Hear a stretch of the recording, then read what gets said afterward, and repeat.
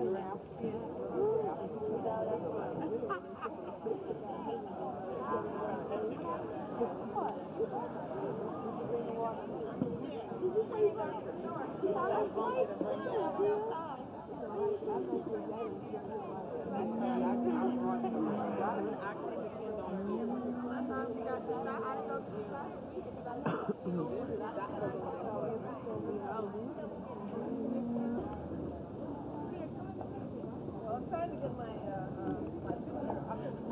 Oh, this is the video camera. Right.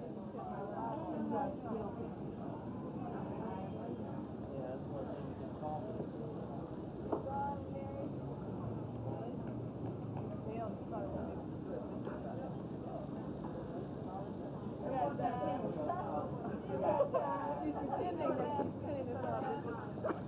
She cannot see. You just keep the button in? You push it in. Buddy. Okay. I got the flowers for my mother. Oh. Isn't that special? Yeah. Okay, now push it again. Now, do you have any words of encouragement for your daughter here? Oh, get a job. Da, da, da, da. Pay your car insurance. Okay, it's been a long haul. I'm very, very proud of Nicole. Okay. Just don't know. I just gone and said that she loves you so much. I love her so much. Yeah. Now she did. There you have it, ladies and gentlemen. Mother and daughter. Now press it again. Now Just where you stop press to go pause pause that red button right there. Okay. Hi. Thank you. Where's the family? Oh, that's coming. I got 5 of my kids that I coach for me too, so I get for tickets. Okay, you'll get the 2 graduates together? Are you excited?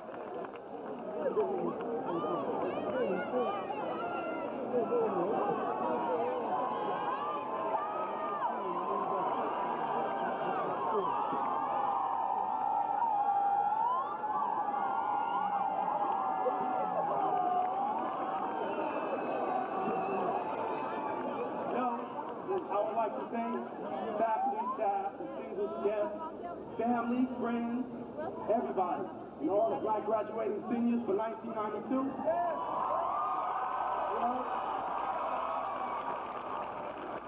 And I'd like to say welcome to the Black, African, Black graduation in 1992. Because if there was no you, there would be no graduation here today.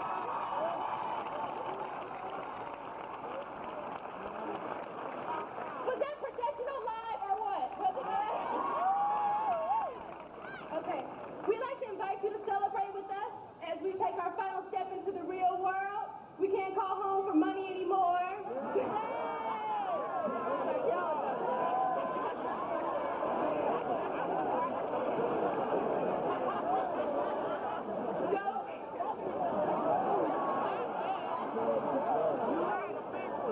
And also, although this is a glorious occasion, it's also kind of sad because one of our peers, he was a black senior, a man by the name of Jeff Wilson. He just died like Saturday night in a fire. So if we could just give him a quick moment of silence, thank you. Welcome to the Black graduation. Love you, Mommy. Okay.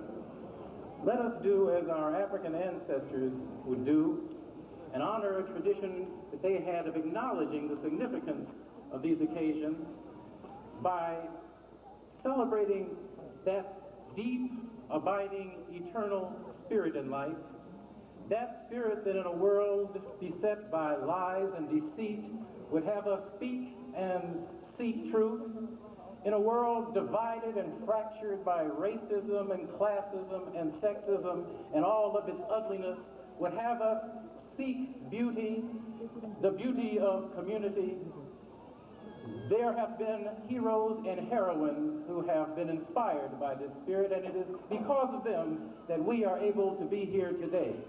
Let us, like them, also follow that spirit, that we might build a world in which justice flows down like mighty waters and righteousness like an ever-flowing stream. Amen. Justice is just that.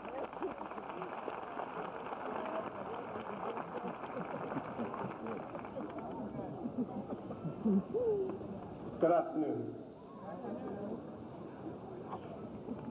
Members of the 1992 graduating class, the Honorable Justice Bruce Wright, who is here to turn him loose, distinguished guests, members of the faculty and staff, family, friends, and visitors. It is the tradition of the chairperson of the Department of African American Studies to use the annual commencement exercises to address the role of the department as defined by its faculty and students, and to tell us and to tell you what we have done to realize the goals that we have set out to achieve at this institution and when we are not about the affairs of this institution. And these goals are defined by our perspective.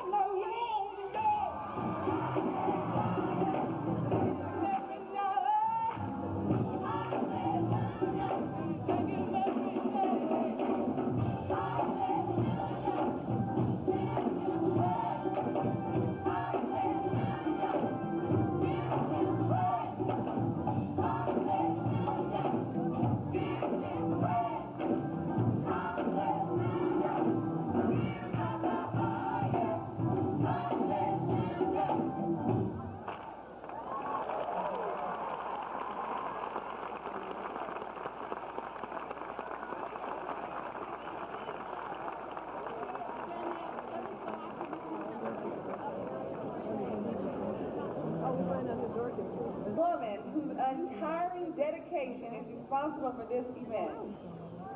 This woman assigns duties to the committee. She orders the beautiful kente cloth that you see on the graduating seniors today.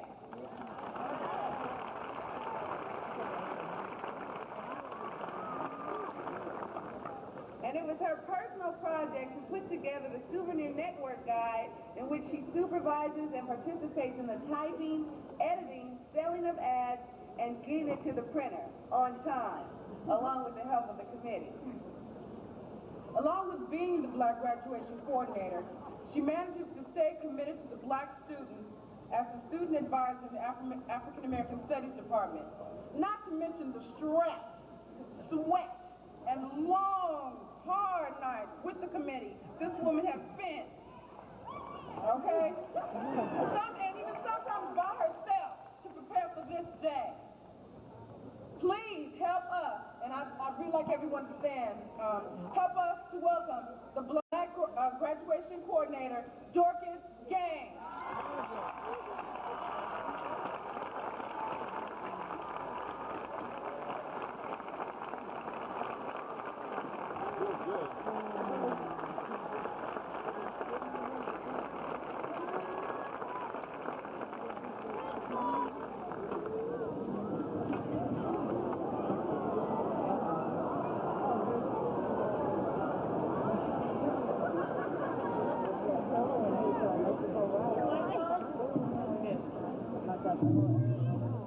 Hello, and welcome to Black Graduation, and you really shouldn't believe anything that those two students just said.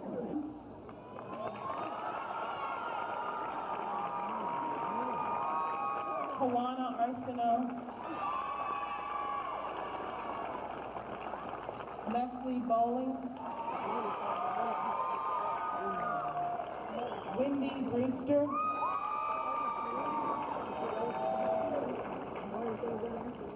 Jennifer Kerr,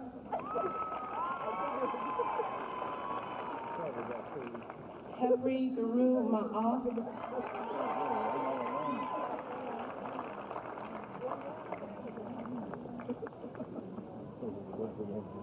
John Williams, Sandra Madison, Rochelle Henderson, Nicole Elliott, Luana Johnson, Nicole Wilson, and Karen George.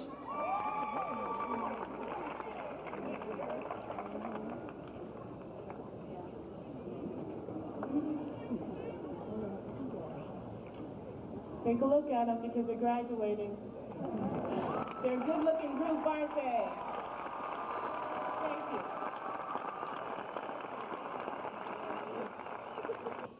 Two professors were Percy Henson, who's now currently the chair, and Gilbert McCauley, professor of Black Theater Workshop. Congratulations to all our participants. Thank you for taking the time and being interested enough in Black graduation to participate in our speech competition. It was obvious that you worked hard to present the best speech possible. However, time would not allow us to choose all of it. Ladies and gentlemen, I'd like to present the certificates at this time. Please hold all applause to the end. Study major honor student. At Pasadena City College and enrolled at UC Berkeley in the fall of 1990.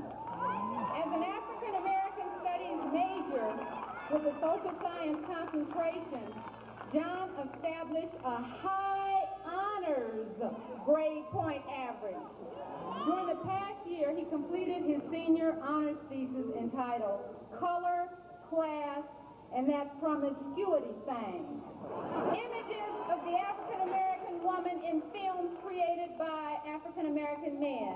This fall, John will attend law school at the University of Southern California.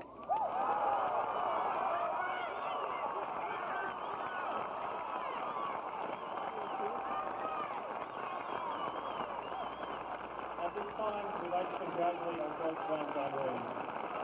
Congratulations.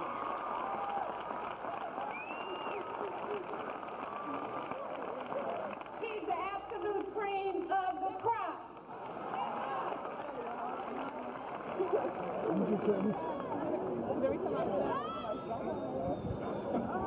Thank you. It is a great honor and privilege to become the first person in the African American Studies Department to receive such a prestigious award. I would like to thank the faculty and staff for selecting me for this award. I can remember talking with my wife, trying to make a decision on what major to select. The decision was difficult. Yes, I'm married.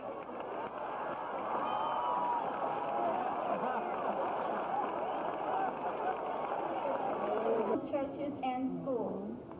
Over the years, the church has played an integral part in shaping, nurturing, and instilling values within the Black community. The March for Jesus held yesterday in over 136 cities across the country proves that the church still upholds its responsibility to the community. Therefore, it is only fitting that churches be invited to participate in this special event. As for our children, they are our leaders of tomorrow, the ones we live our dreams through, the ones who will continue the legacy.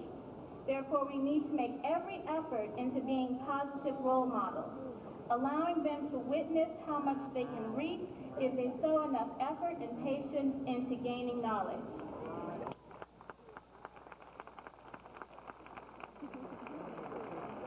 I would like to give special mention to the attending schools, Richmond High, Berkeley High, Burrell Middle School, Jubilee West, and Dream West youth organizations.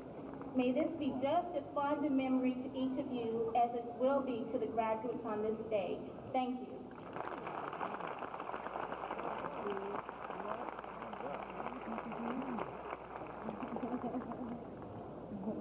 Good afternoon.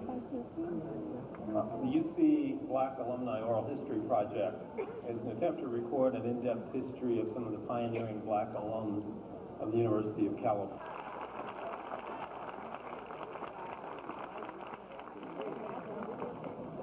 Thank you very much. Go get this neck. Very excited to accept this award. It is given I'm Tommy Glenn McConnell, the second African-American Studies major and African-American young male with a college degree and a job.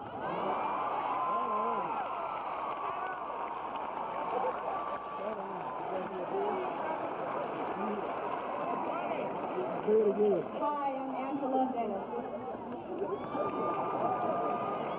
We're going to introduce our next speaker, Rochelle Henderson.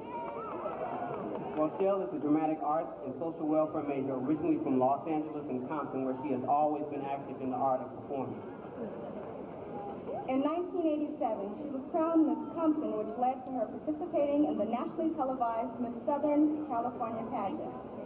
Upon arriving at Cal, Rochelle established her own performance company, Afronique, and choreographed dances and performed in many campus and community productions. Rochelle's next move will be to the other coast, to New York City. Once there, she will establish herself in the world of performing. Today, Rochelle will be presenting an original poem, one of the many poems, plays, and stories she has created. No, she's fine. Please welcome Miss Rochelle Henderson.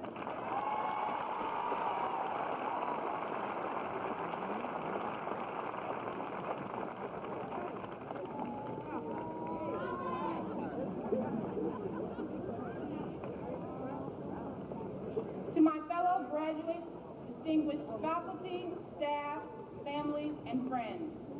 My words are poetic, but laden with heavy meaning. Discover my tone. Listen. Take heed. Each generation must, out of relative obscurity, discover its mission, fulfill it, or betray it. Betray it not for lack of sheer resources or because we just don't know, but because we refuse to see our destruction, feel our pain, and acknowledge our past. Given a mission at birth, a destiny to embark on, the child feels its way around and looks to you, my brother on the corner selling crack. To you, my sister, baby on your back. You're 13 and he's 17. What you gonna do? You can't march on Washington. That's already been done. Will you discover some great cure for the homeless man? Will you become an architect and build a bank on my corner to replace that shack? Will you become Coast Guard and stop the shipment of crack? Could you please be my role model and stop me pointing the barrel of my gun down your throat?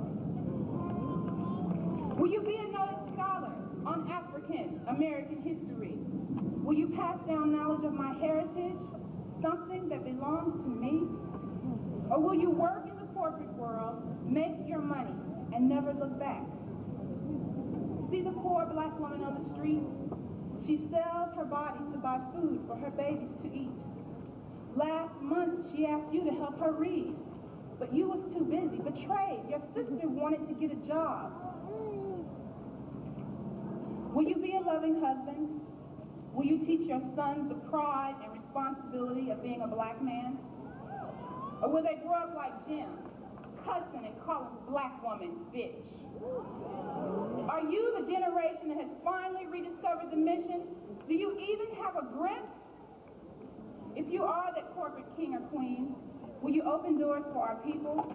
Will you come to my school on Compton Ave or East 14th, briefcase in hand? Will you show me how to be like you?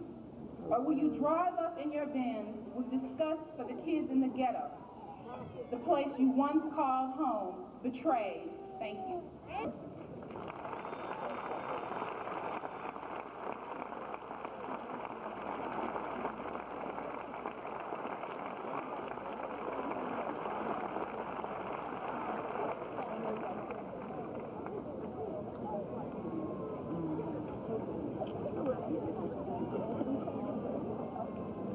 Well, my fellow intellectuals, who think that you think,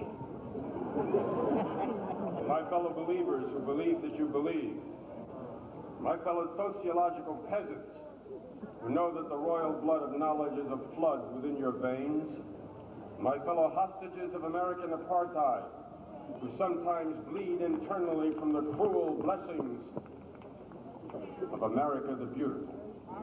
My fellow domestic aliens who sometimes long for that far continent from which our melanin comes. My fellow sentinels guarding the persistence of memory, who know that while the Red Sea opened for the Hebrews, we have had to learn to breathe underwater. Shut up! All right!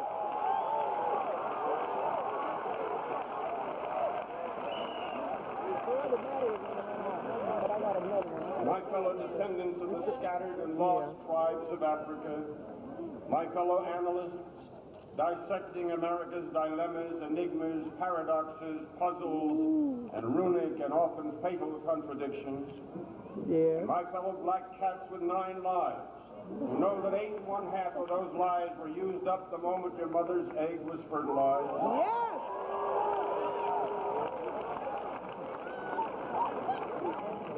My fellow joyous prisoners who have escaped the restraints of the bars of your black skins, and my fellow members of an endangered species who refuse to be so tense that you are past tense, and my fellow displaced persons, the dropped-off descendants of those kidnapped and illegal African immigrants, diminished to merchandise and sold to the white Christians of this country.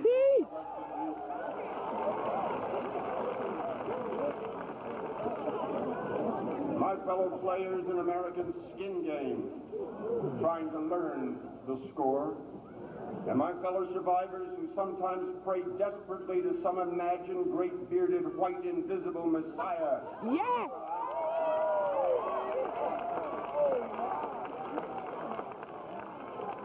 You're also, my fellow poets, fondling the words of Omar Khayyam as you seek to grasp this sorry scheme of things entire and shape it to your heart's desire. And my fellow seekers after truth, who will soon learn that people of power have no goodwill and people of goodwill seldom have power. Yes!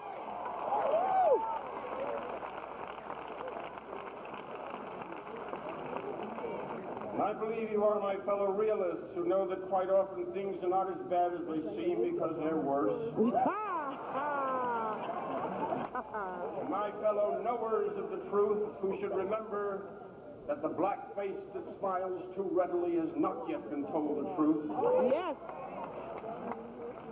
And my fellow analysts of the American character who remember the concussion of the opening lines and the opening words of Walter Benton's ironically entitled poem, "This Is My Beloved," that begins, "Hate is legislated, shot into the veins like a vaccine." And my fellow accidental beneficiaries of the brilliant 60s, when Dr. King and Rosa Parks could say like twin messiahs, "Rejoice, for I am with thee." And my fellow orphans of genetic circumstance who sometimes ache in your bones and your marrow to know the tribe, the village, the land of your ancient roots, the distant kinsmen and kinswomen of your indelible color. And my fellow warriors, I salute you for your intellectual armor, your innocence, your passion, and your determination to escape from obscurity and honor your mission to do good and avoid evil. You live in a time of incredible marvels and vulgar disjunctions. You have a black four-star general as chairman of the Joint Chiefs of Staff, and a president who is a... Bush had said that under oath he would be guilty of perjury.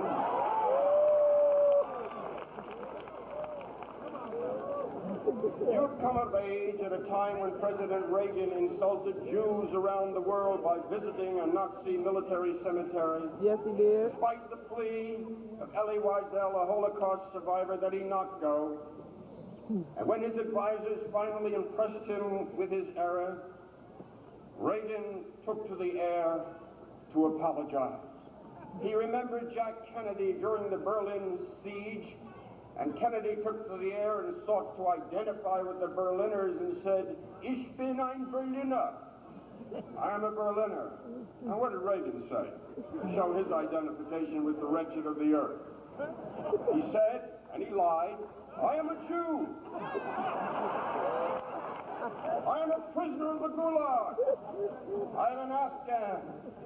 I am the boat people off the coast of Vietnam." Didn't say he was black, did he? No, he didn't.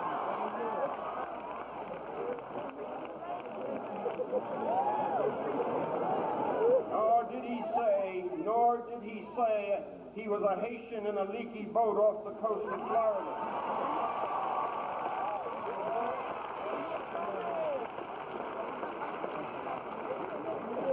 Of course, he didn't say he was a victim of apartheid. And so, today, you join a wounded society, and you may be confused by the mystery of politics at a time when the Democrats are proud to say they believe in a Republican form of government, and the Republicans say they believe in a Democratic form of government. Where shall you cast your precious vote, especially in a time such as this when the country has turned right? What's left?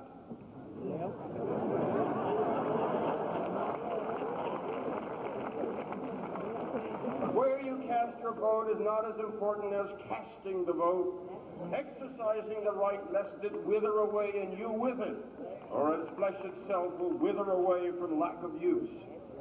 Some time ago, African Americans made the welkin ring with a national chorus of black power.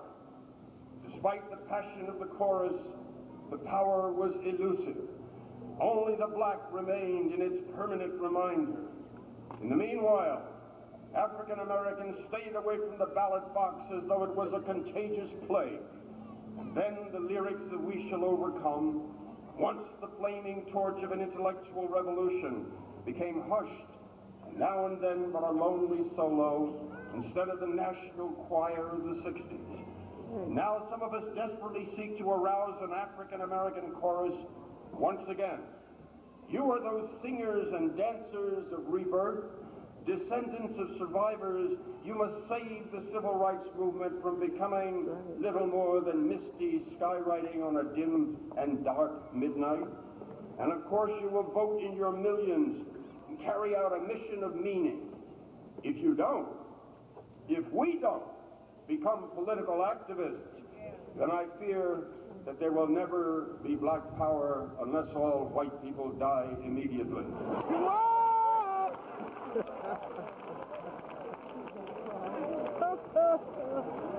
And it won't be that we need not peer into the abyss of the journey of strangers. We must act. We must act now. My grandfather from the other side of miscellaneous genes came to this country in the 1850s, fleeing the insult of dirt poverty in Ireland.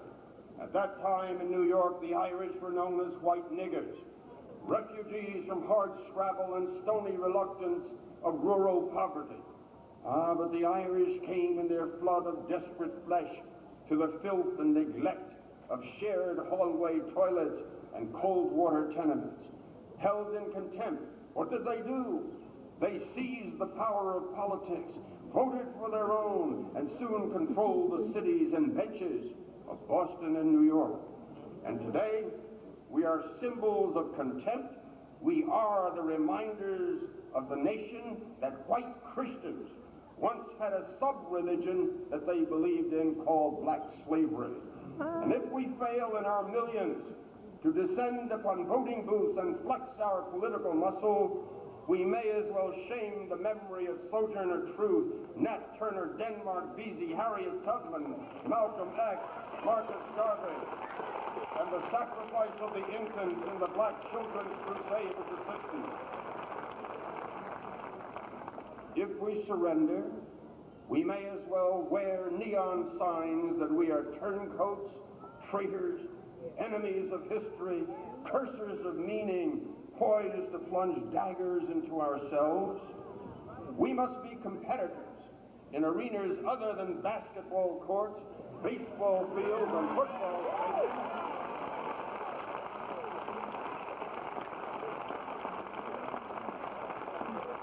New immigrants are coming to America in their millions.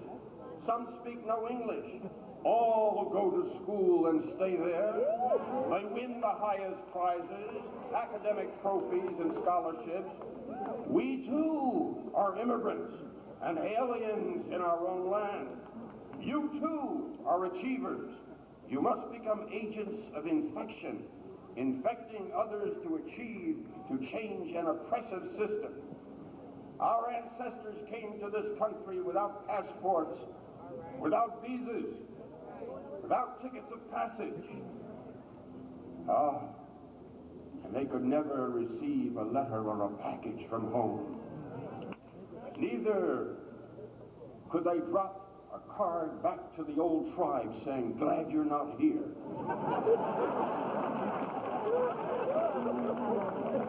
They didn't even know where here was.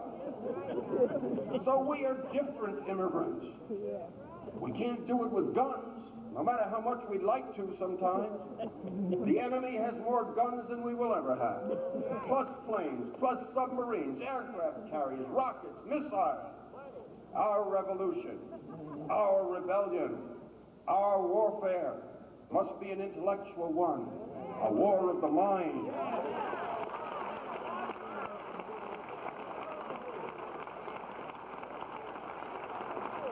That is not snobbery, because such a revolution cannot be divorced from politics. I have often envisioned a national black political party in this country, and why not?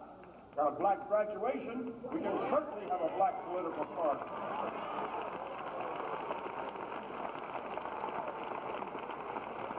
Who understands black needs better? Certainly not jurors from Simi Valley.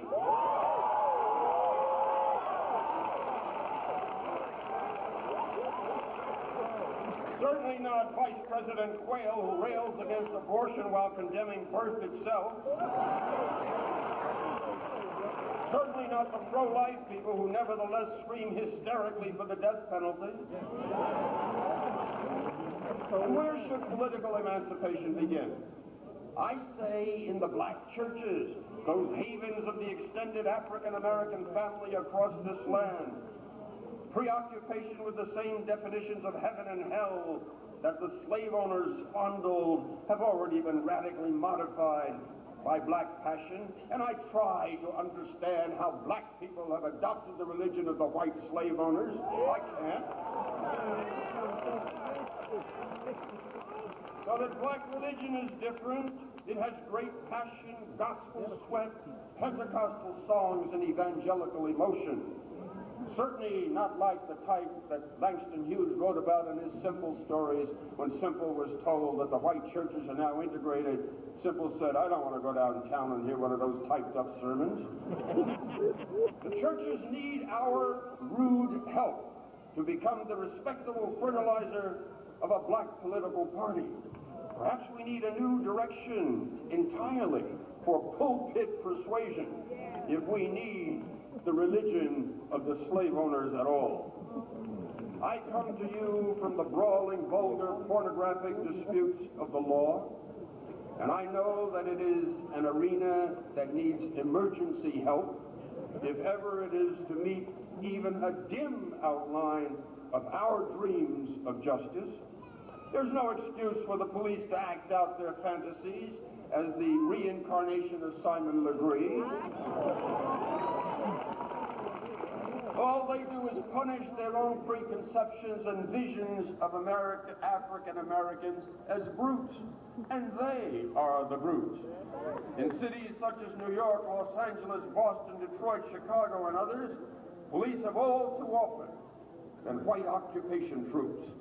Before the police are allowed to take civil service examinations, they should first be tested on the subject of African American history, the black ordeal in white America, the murderous drama of black survival and black death, and the miracle of our national devotion, by way of testing them for the germ of racism and reminding white America that long before many of them arrived, our people built this country without pay.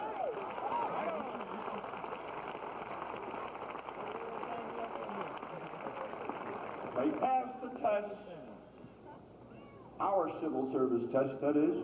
Then they should be psychoanalyzed in depth just to discover if they suffer from any dregs of racism. The same test should be imposed upon candidates for the bench, district attorneys, and everyone who functions in the system of criminal and civil justice. It's too late.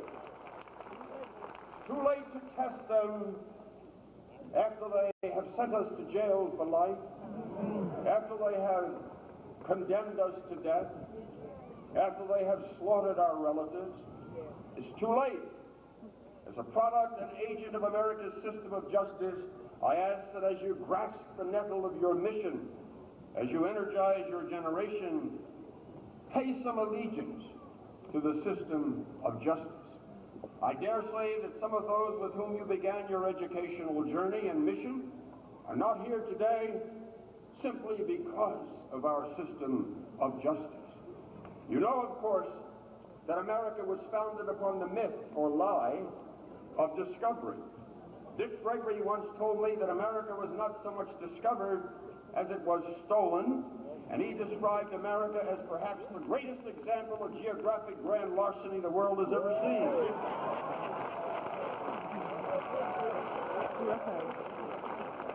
With the possible exception of the looting of Africa by Europeans.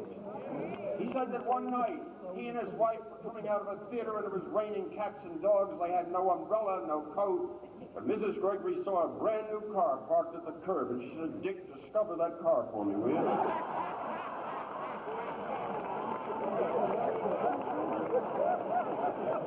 Discovery, then, is part of the criminal history, the respectable criminal history of America. In your mission, Bring African American history out of its obscurity and never falter in your efforts to change this country.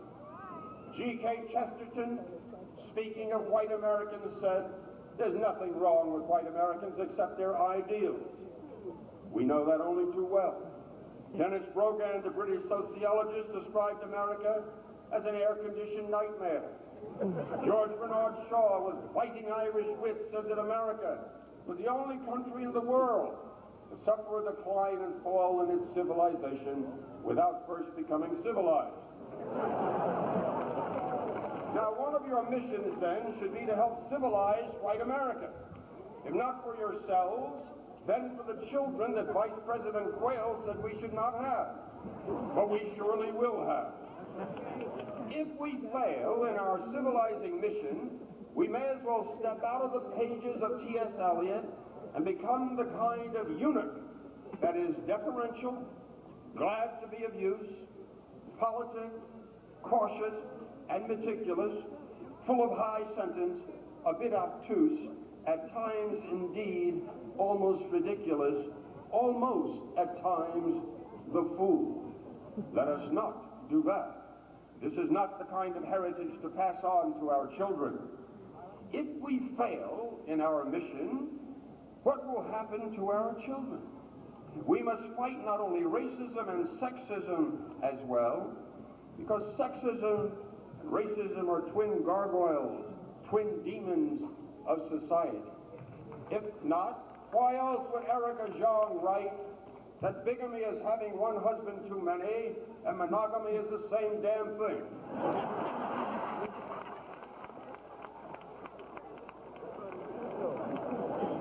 So the women are fighting. We should do no less. Erica Jong is very angry at sexism in this country, and she's written 17 verses in quest of a feminist poem. A few excerpts may interest you.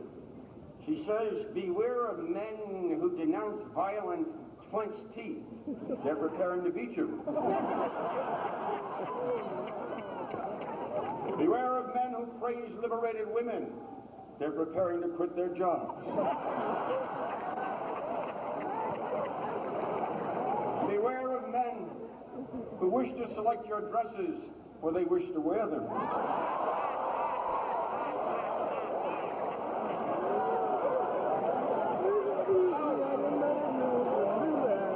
For those who major in literature, she says, "Beware of men who criticize women writers, for they cannot spell and their penises are small."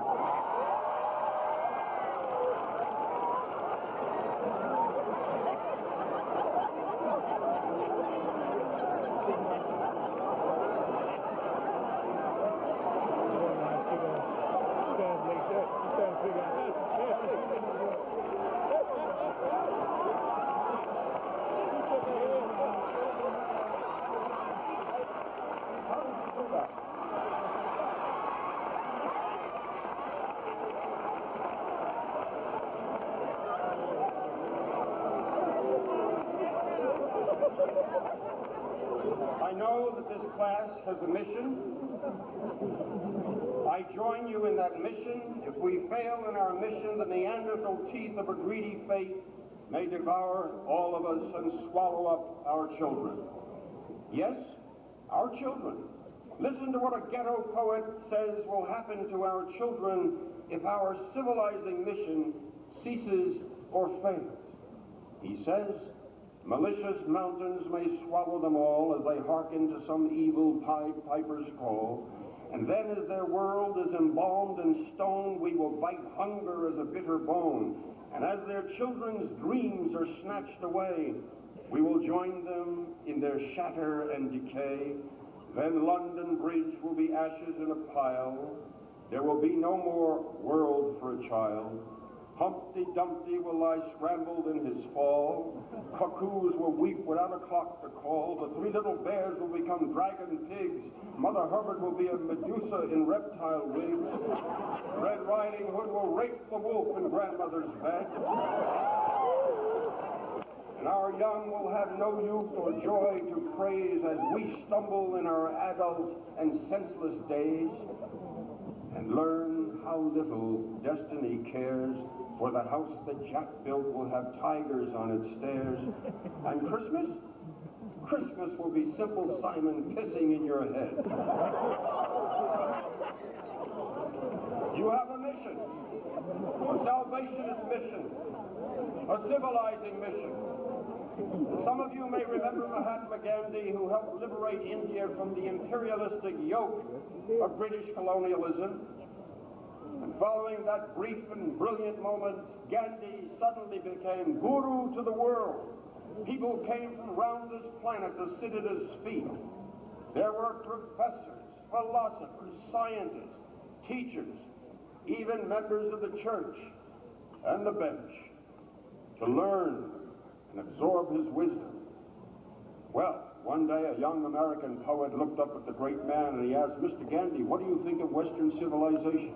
And Gandhi seemed baffled and perplexed for a moment, but he says, "You know, that's not a bad idea. Why doesn't somebody work on it?" There then is a mission for you to work on it, to make America safe for democracy, and as you work on it, may the force be with you.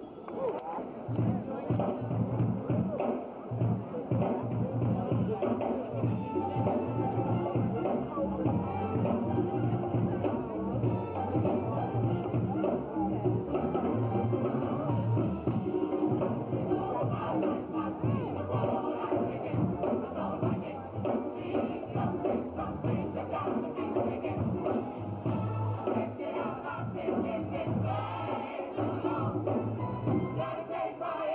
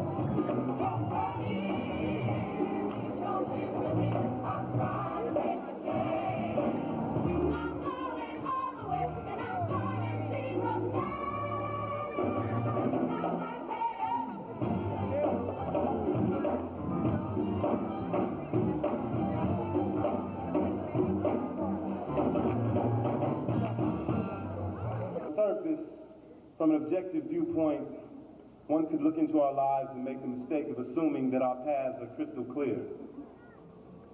Yet what one must realize in the analysis of my generation's situation is that the accumulation of degrees is not our mission, nor should it be the mission of any student.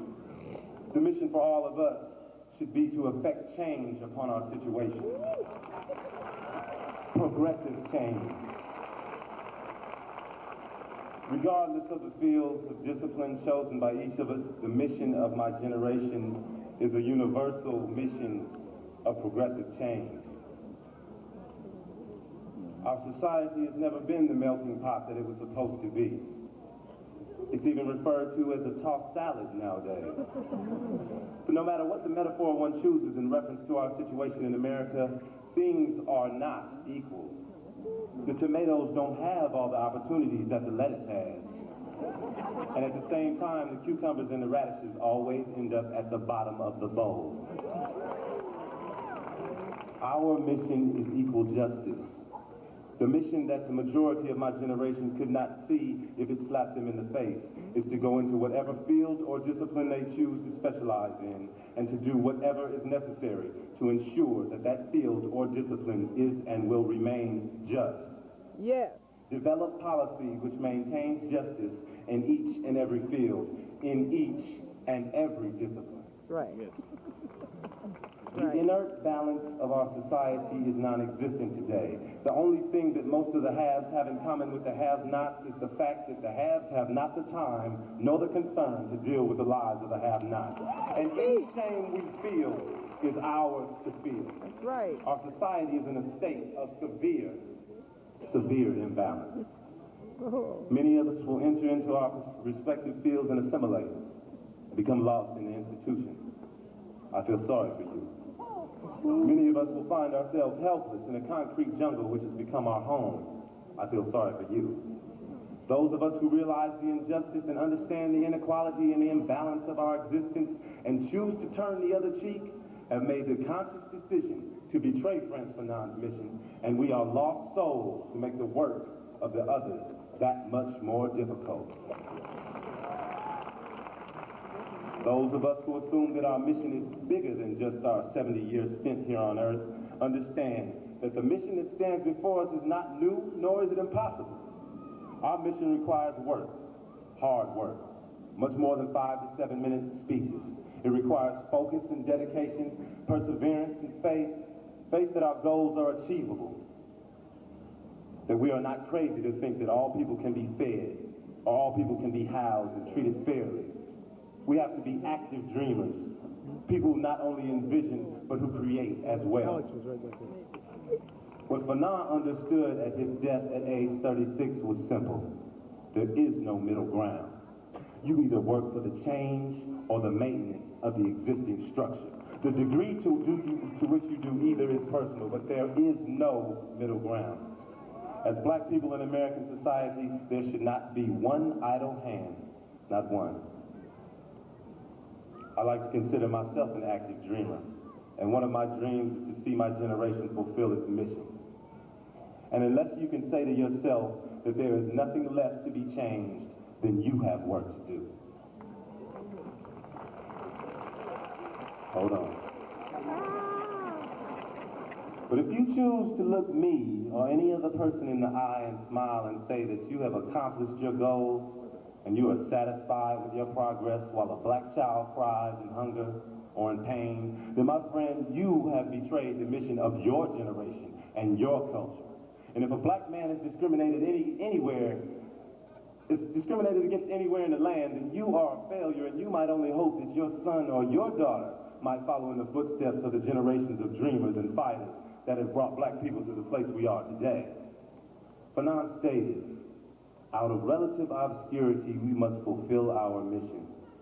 This statement bothered me when I first read it, and it still does, because there's no reason for my generation, with all of its access to information, to discover its mission out of relative obscurity.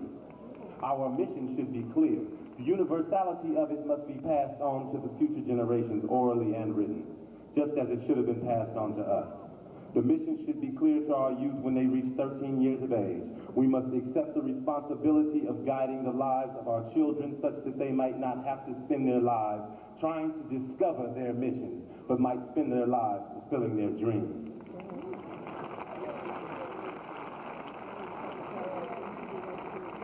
In honor of the Black graduates here today, I'd like to read you a poem from Langston Hughes that you all probably know.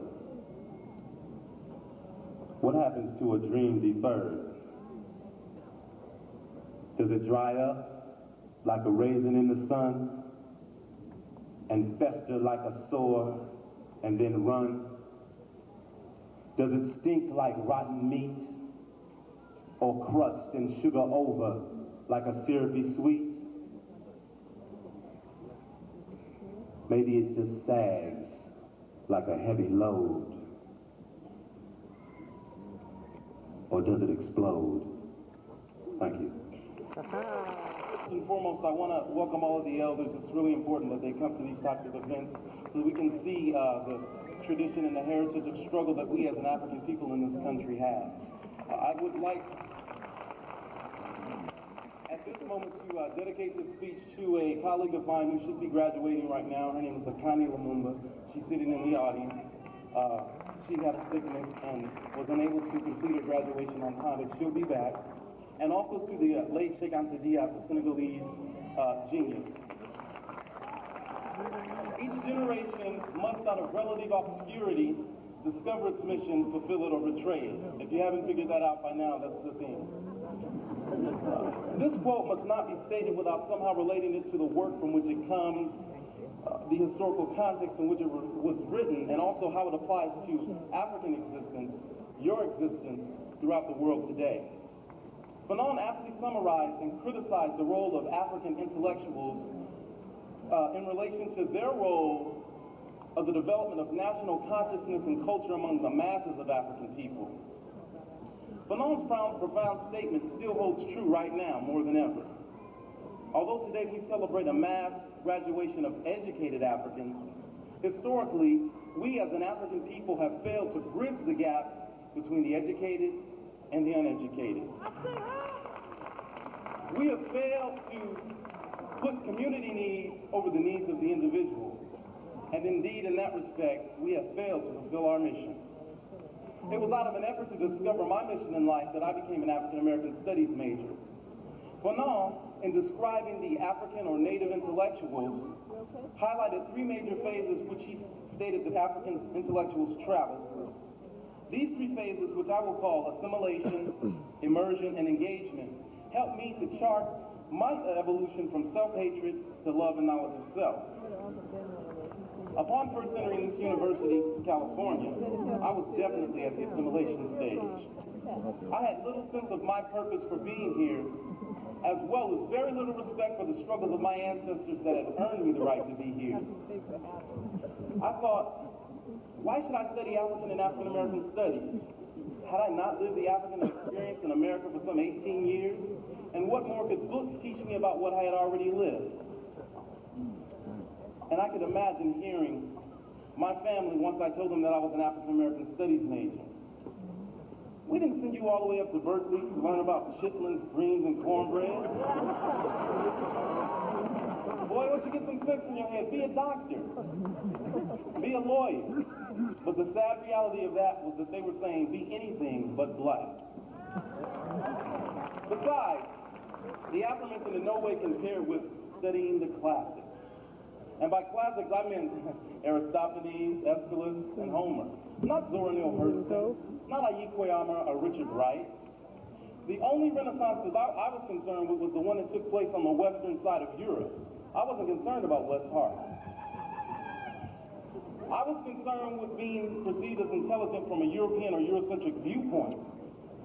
And I knew that racism, white supremacy existed.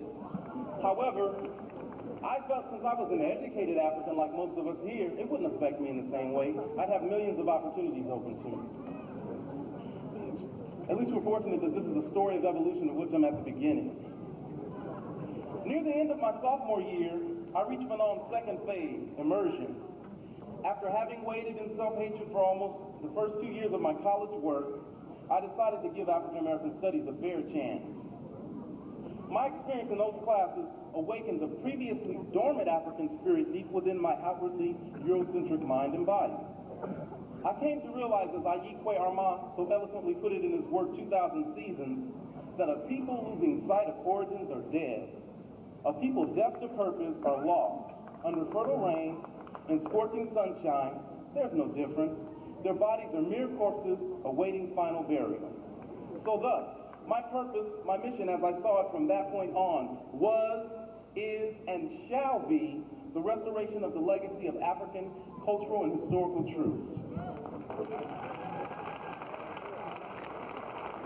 But note, I say African. I don't use the labels Black, African American, and I say African because no longer in my mind did I segment myself, the people that look like you, and brothers and sisters behind me, from the brothers and sisters in the Caribbean, on the continent of Africa, or in Australia for that matter.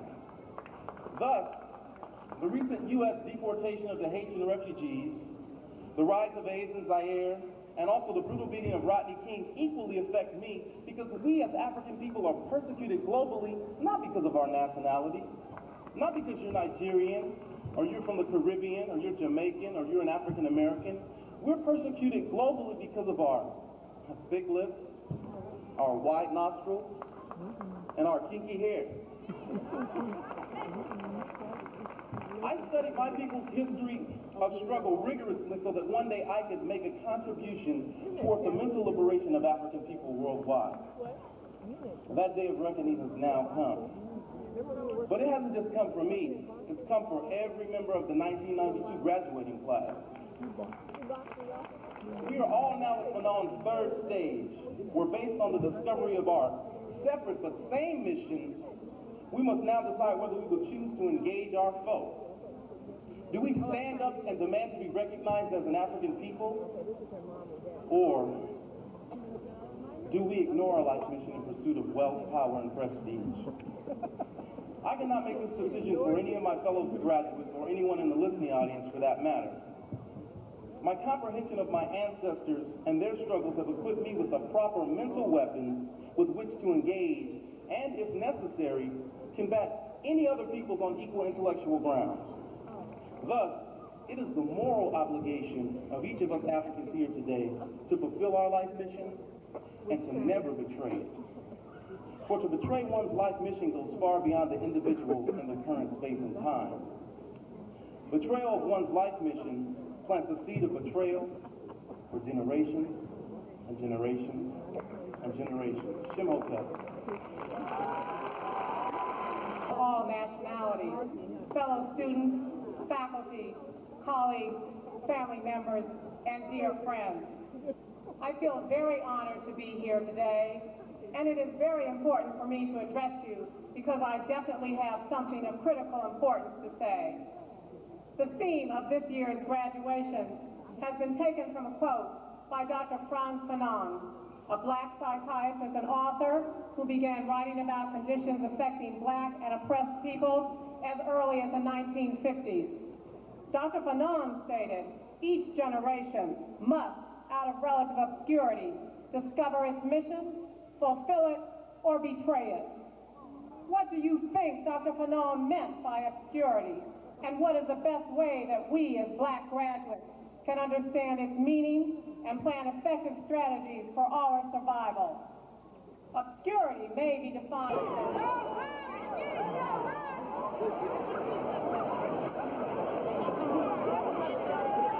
No, Kevin's in the, I think he's in the next set. Kevin Brown, Bachelor's Political Science. Michael L. Trent, AB in Rhetoric. Kevin, the one. J.Lo, BA in Integrated Biology. Kevin, the one that's doing it with the airplane ticket in his head. Emma Efton, AB in Economics. Darren James McDowell, AB in Psychology. Ishmael O. White, Political Science, AB. Calvers Hunter II,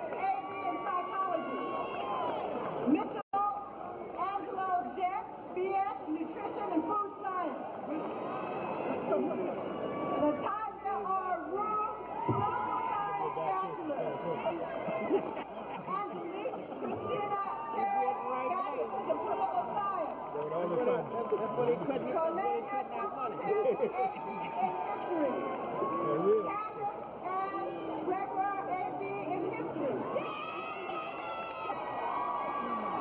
Lisa Long, AP Psychology. Lisa Felix, AP Social Science.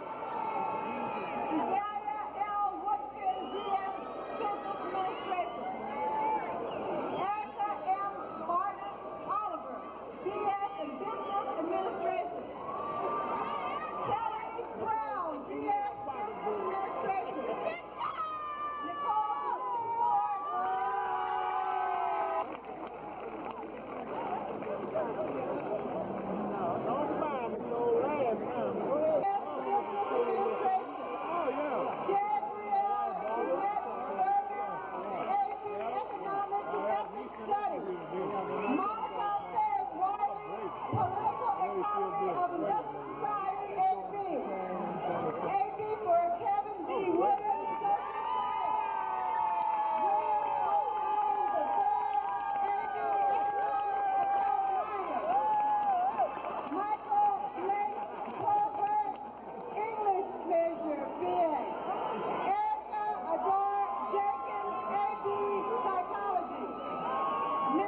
Patricia High,